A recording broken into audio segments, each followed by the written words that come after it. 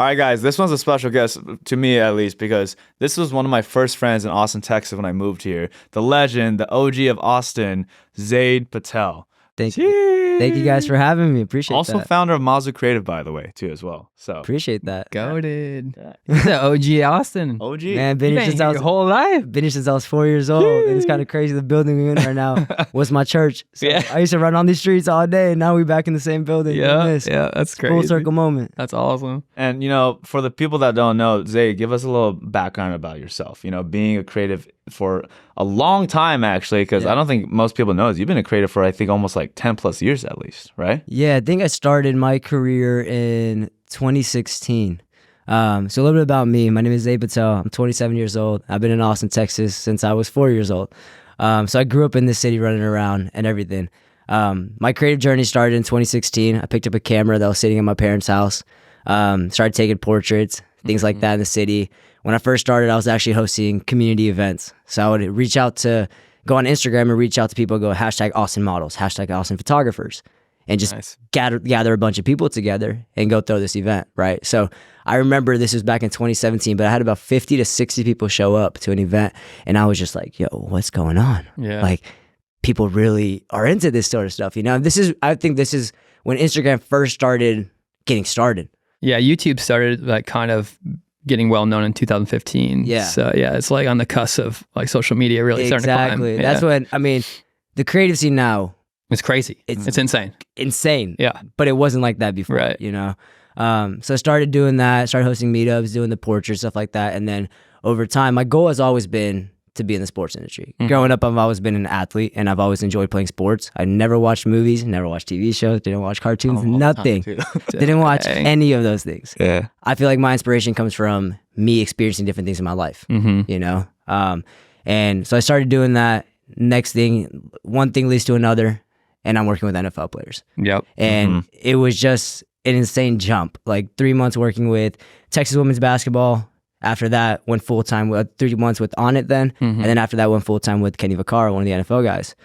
So my creative journey has been up, down. It's been everywhere. But now what I do is basically own an agency, and we do photo, video, branding, and design. We work with a lot of real estate clients. We do a lot of lifestyle, fashion, and sports companies now. So yeah. And, it's crazy to like hear everything that you've built so far, right? But, what was it like in the beginning stages? Because like your path wasn't always being a creative. No, right? It wasn't. Yeah, because you've told me this story, but you had a different career path originally lined up for you. Yeah. Right? And what made you realize that switch? So my original career path was, like I said, I always wanted to be involved in sports. I didn't know the camera could take me to be with athletes, and be around the sports industry. So my next option was to be the medical route. Right. So I actually went to UT Austin, and I was doing pre-med. I wanted to be a doctor. Believe it or not, I wanted to be a doctor. And I kept doing that. And the whole photography thing was something I did on the side, right? For fun. And over time, it started becoming something I was more passionate about. Something that actually brought me happiness and joy versus going to class and sitting there learning about bio, chem lab, and OChem and all this stuff. Yeah. Like, it was a huge battle. Lost my train of thought for a little bit. You're going to be a doctor. Yeah. So now I was going to UT to be a doctor, and now I'm not. Yeah. Right? But the switch that switch was caused by was when I was going to UT to be a doctor, I was Friday, Saturday, Sunday, Monday, I was out on the road traveling for work. Whether that be with clients, whether that be traveling the world, whatever it was, shooting for other companies and businesses, whatever it was. And then on the other end, Tuesday, Wednesday, and Thursday, I was in school trying to grind it out so that I could be back on the road working, doing something that makes me happy. But I think that little switch where it was like, I'm not doing pre-med anymore, came when I sent an Instagram message to one of the guys that I absolutely looked up to at the when I was growing up, Marquise Goodwin. I used to watch this guy's highlights when I was in middle school football, high school football to get me amped up a little bit. I sent him a message on Instagram one day, and I said, hey, can I take your pictures? And he actually responded back and said, yeah. Pull up to the tattoo shop. Hung out with him, met his wife, sat there talking to this guy, and I don't know, something inside me was like, dude, you're really here right now. Like, this guy you used to look up to, and now you're really sitting in front of him. And just talking to him and stuff like that, what I wanted to do. And I told him I was kind of going through this little mental state where it's like, should I choose financial security or should I choose happiness? You know? Mm-hmm. And just talking to him really opened my eyes about like, hey, you can always go back to school. Yeah. You can always do that. But this is a once in a lifetime opportunity that you can't really miss. And that day, a week after that, I got the tattoo on my first tattoo that says create. And then I dropped out of pre-med. Nice. Damn. Yeah. That is wild. Jeez.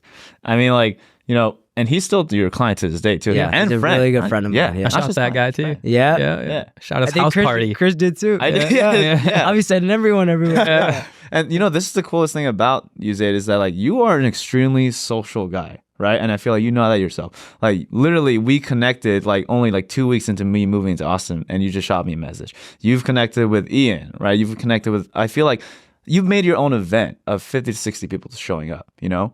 And I feel like, you know this, but at the same time, does this shock you still of like how you've been able to meet people or like the courage you have just to like shoot some, hey, let's link up. I want to shoot with you or I want to, you know, have coffee with you, right? Yeah, I mean, the power of social media, you know?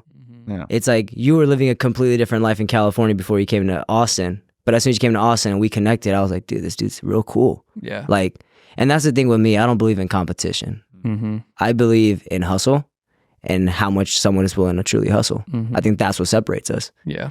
Someone can be super talented, but not have that hustle inside of them. Mm. Not going to make it that far.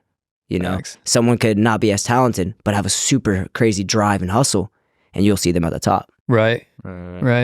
Yeah, man. I agree. Part of this podcast, like the whole intention behind the podcast is like humanizing the experience of what it's like to be a creator. So like pulling back the curtain of like what everyone sees Zaid's life to be.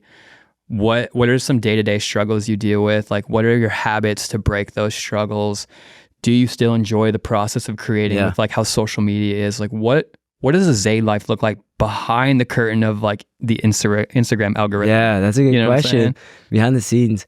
So usually, like I said, I'm not a morning person. Right. You know, everyone knows this about me. I'm not a morning person. And Blake sleeps. No, I like taking my time, waking up. First things first in the mornings, you got to do something for yourself. Yeah. You know, stay off the phone, stay off of social media. First thing, you can't wake up and just pop up social media because you're going from 0 to 100. It's like starting your brain or starting your car on a cold day, you know? Yeah. You got to slowly start your day and get eased into it. But one thing that I have been trying to do recently is document my life. You know, I always tell myself this, like in the start of the year, January 1st of every year for the last 3-4 years, I'm going to start a YouTube channel. Yes. You know, but I started recording the videos. Then it gets to the editing. Then it gets to this. And I'm just like, yo, this is taking a lot of time and a lot of energy. Mm-hmm. So I've never really documented my life. But I think what I've been trying to do this year is document my life. Imperfections are beautiful. Mm-hmm. Like, you don't have to be perfect. Imperfection is perfect. Yeah, exactly. You don't have to be perfect all the time. Mm-hmm. And it doesn't matter if you're shooting with a camera, your iPhone, an old school camcorder, whatever you're shooting with. Document your life. Mm-hmm. And that's what I've been trying to do today, or try to basically do this entire year. It's just whatever I do, whether that be climbing, whether that be working out, whether that be running with the friends and family, whatever it is, document your life. Yep.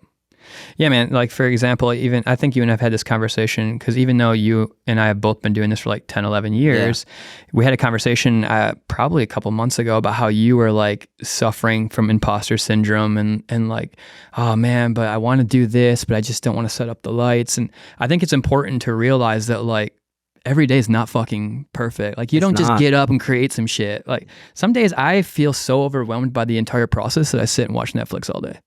Yeah. And that's okay. And I know that you, as of recently, have also, and I feel like this is a common theme, people are just trying to find their voice because there's so much noise going on with social media. Exactly. Comparison. Yep. You know, you talk about imposter syndrome. And I feel like the reason I had imposter syndrome when I first started was because I would just sit there and compare myself to others. I would open my Instagram up and be like, man, Ian's creating some badass shit. Chris is doing some badass shit. John, Jasmine, the whole squad is doing some badass shit. Yeah. What the fuck am I doing? Right. You know, it's funny you say that because I've seen you posting recently just the like, you know, your day, and I'm like, like everyone does it. Like, oh man, Zaid's posting now. What the fuck? Like, I gotta post. Yeah, like, why is Zaid's posting? I gotta post now. If this boy posts, I gotta post. So I feel that, man. It's like you personally don't think you're really inspiring with what you're creating, but at the same time, you don't actually know who you're inspiring. Mm-hmm. And that's the thing. It's like that's the beauty of it, right? And that's the power of social media. Yep. You can literally be talking to someone across the world, and there's some of the relationships that I've built. Yep. You know, there's gigs that I've been given in my life, in my career, because of people that I haven't even met. Yeah. Like someone will hit someone up in New York saying, "Hey, do you know a guy for a tennis show?" And this guy in New York reaches out to me. I met this dude once. Right. And now I got a whole TV show in my hands. Yeah. You know, so it's like the power of social media. You never know where something will take you. Right. Well, besides sleeping in all the time, what are some other daily habits that you practice to, like, you know, have a life outside of being a content creator? Yeah. And not just a content creator, but a business owner of Mazu. Because, you know, like you said, you do a lot of real estate videos. A boy be juggling. Yeah. And just high clientele. We doing everything up. Boy be juggling. We do real estate, toss that up. We do lifestyle, toss that up. Yeah. And just the balance of being a content creator as well yourself, you know? Yeah. I think, like I said, as a content creator, for me personally, my inspiration comes from me and my own experiences. Mm-hmm. I watch movies sometimes, occasionally. I've been getting into watching movies now, and it's all cool. But I feel like I get more inspired when I'm out there in the streets, running around, looking for the light, looking for the shadows. Like that's what makes me like inspired. So one thing that I have been trying to do every single day is create a reel. Right? Of me documenting my life, but also the video has to be of me enjoying something that I love to do. Yeah. You know, I'm a creative, but I would say, and I feel like I've talked to you about this, Chris, and I've talked to you about this as well, Ian, but I feel like my goal for this year is not to work in the business, is to work on the business. I feel like I'm at this point where I'm trying to scale the agency now to a higher level, and see where I can take it. Right. Nice. And you know, like with that, what was the point that you found, right? The point that where I know that this was going to work after all of the stressors in your lifestyle and habits, right? What was the moment you figured out, like, this is what I want to do? Document, create, work on the business, not in the business. Like, when did that click for you? I feel like that recently just clicked for me a couple months ago. You know, growing up in the Indian community, everyone's an entrepreneur. Yeah.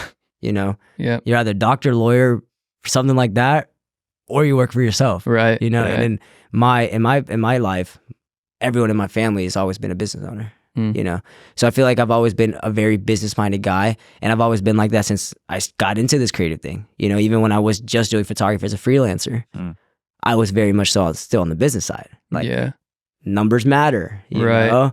And so now I think the switch has come into the point where I'm like, I think this is the next step in my life where it's like, okay, I've done what I can do here.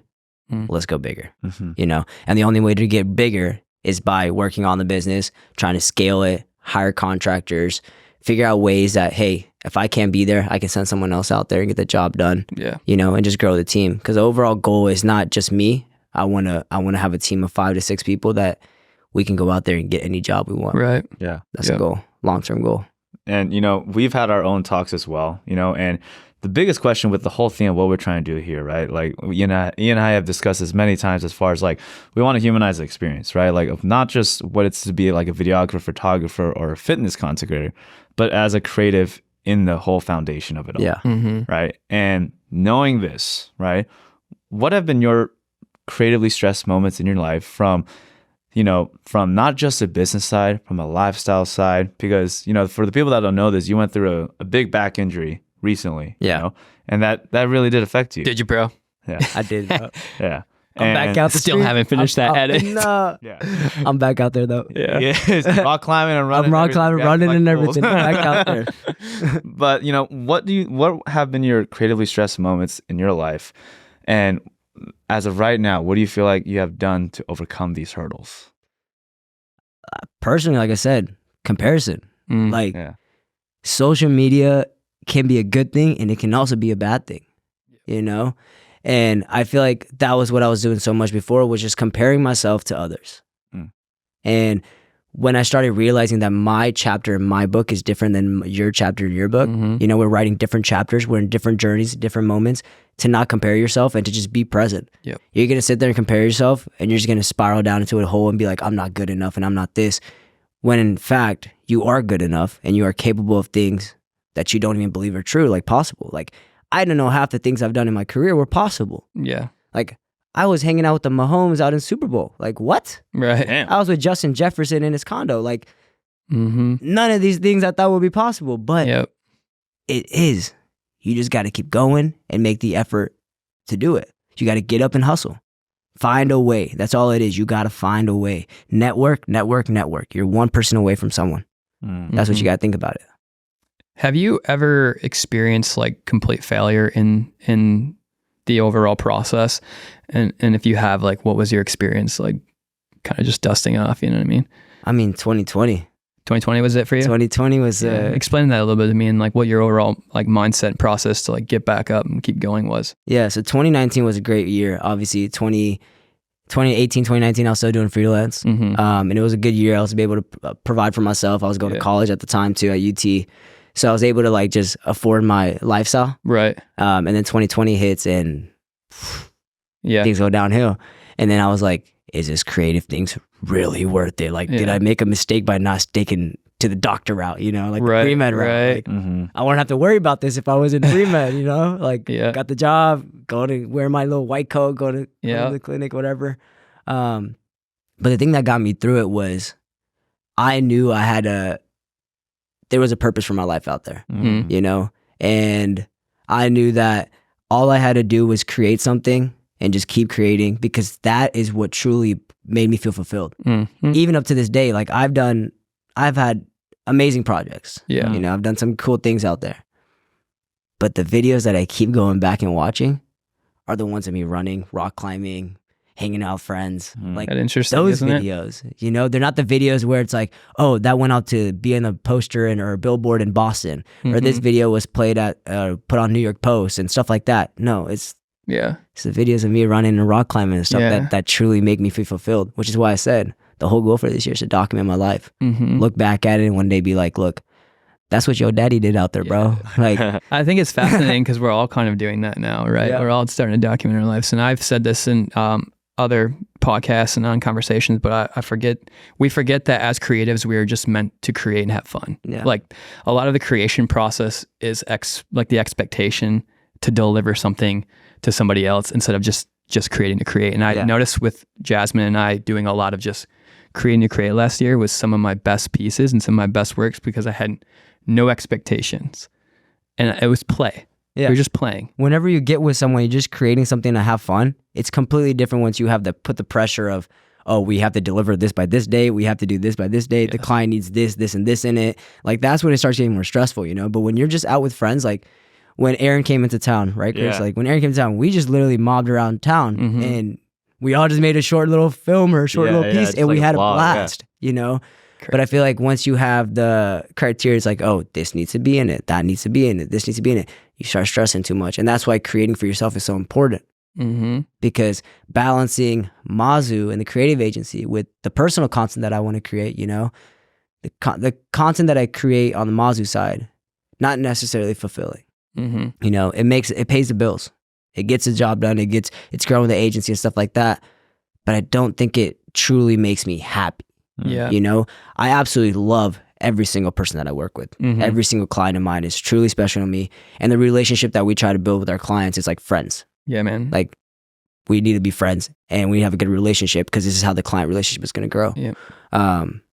So yeah. Yeah, I had a conversation with a client just recently and she was like, I don't think you truly enjoy like and love shooting the stuff you're shooting for me because I'm seeing what you're doing on your own. And I'm like, well, there's a difference between art and business. Exactly. And like, there's a difference between what you need specifically as a client and what I want to produce. Yeah. And that has nothing to do with the fact that I don't love shooting you because I think I do. Like, you're an amazing person, but I don't have it's not specifically for me as a point of like, I just want to create. Yours is an expectation that has to be delivered in a certain time. Yeah. Like that we can't do what I'm doing and deliver that twice a week. Exactly. You know what I mean? So I think clients, and I love that you were saying too, like, I love all my clients. I love Mazu, but at the same time, like, there has to be a piece for me. Yeah. And you're doing that, creating what you're creating. And honestly, that's probably going to produce money because you're just showing up, and showing up creates a different level of energy, and then everyone's seeing you show up and creating cool stuff, and it's like, oh, I gotta hire that guy.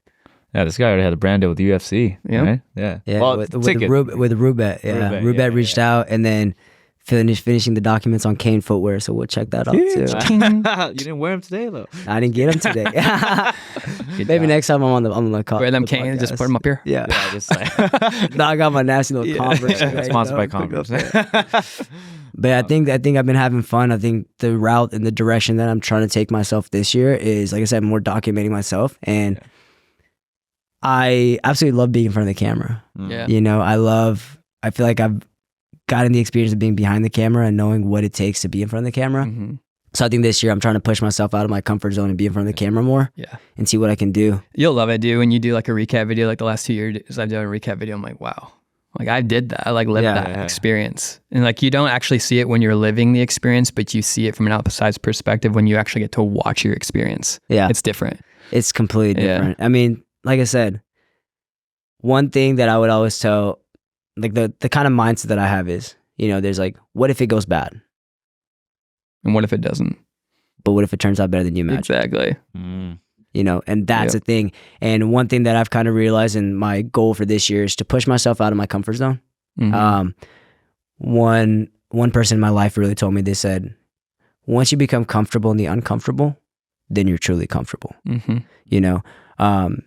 So looking back at my prior experiences in my life when I was going through pre-med or the creative side, you know, battling that, it was an uncomfortable situation. Mm-hmm. You know, I was going with financial security, a good career, make mom and dad happy, you know, or the creative side where it's like, you may not make enough money, but you happy, you got a smile on your face, you know? Yeah. So I feel like that was an uncomfortable situation for me. And I ended up deciding the creative route, obviously. I'm here now. Mm-hmm. But I feel like good things come out of those uncomfortable moments, you know? That's, of course, if you're willing to push yourself past that level of uncomfortability, good things happen. And that's what's happened in my life. And that's why I want to continue to push myself out of my comfort zone. Love it, man. Yeah, success lives on the other side of failure. Exactly. It does. I mean, one last thing, and you said so many great things. For one advice that you would give to any creator, not even just a photographer or business owner, or business owner, that one piece of advice that you would give them that they reached out to you for, what would that be? Love yourself. I love that. That's a good one. Yeah, that's great. Yeah. Zaid, thank you so much. Yes, brother. Yes, this was amazing. Thank you. You guys you did your first podcast, bro. Yeah. The first one out and the you book. did it well. Yeah, let's do it. Thanks for having the next one. Appreciate you guys for having us on. Brother. Stay tuned to Creatively Stressed. That's good. Peace.